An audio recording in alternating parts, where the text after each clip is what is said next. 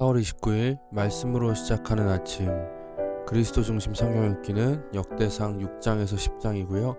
오늘 묵상 구절은 역대상 10장 13절에서 14절입니다.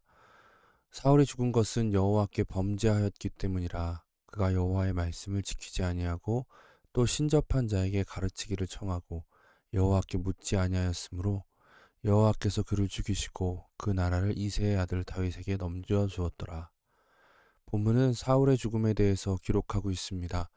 역대기 초반에는 족보가 계속 나오고 있죠. 그러다 갑자기 사울의 죽음에 대한 내용이 길고 자세하게 기록되고 있습니다. 이는 분명히 의도가 있어 보입니다. 어떤 목적으로 이렇게 쓰여졌을까요? 역대기의 목적은 왜 성전이 파괴되고 예루살렘이 멸망하였는가에 대해 전수하는 것입니다. 그렇기 때문에 사울의 죽음에 대해서 자세히 기록하는 것은 의미가 있습니다. 역대기에서는 사울이 비참하게 죽은 이유가 여호와께 범죄하였기 때문이라고 말하고 있기 때문입니다.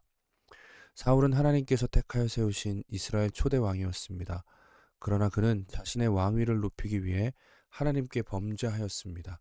하나님을 떠나버렸습니다. 떠난 정도가 아니라 나중에는 신접한 여인을 찾기까지 했습니다. 결국 그는 비참한 죽음을 맞이하게 되었습니다.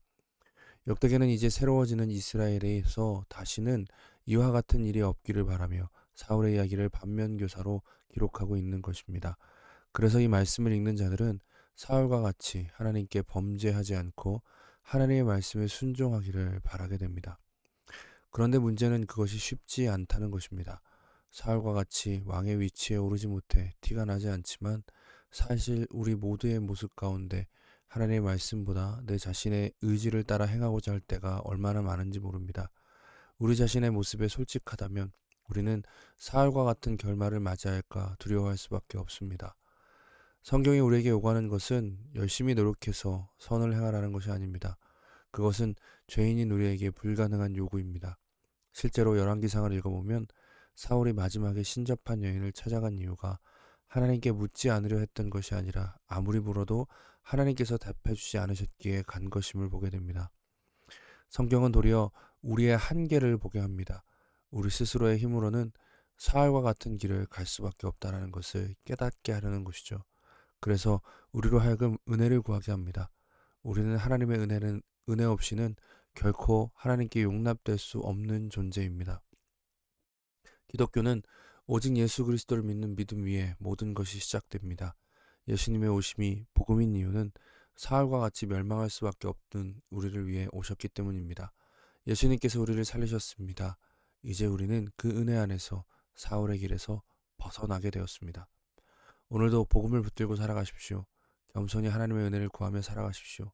어떤 상황 가운데도 우리가 그 은혜 안에 있다는 사실이 우리의 능력입니다. 오늘도 은혜 가운데 승리하기를 바랍니다. 기도하겠습니다.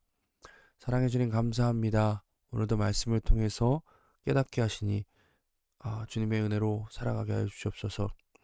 우리를 겸손케 하셔서 우리가 사울과 같은 자임을 고백하기 원합니다.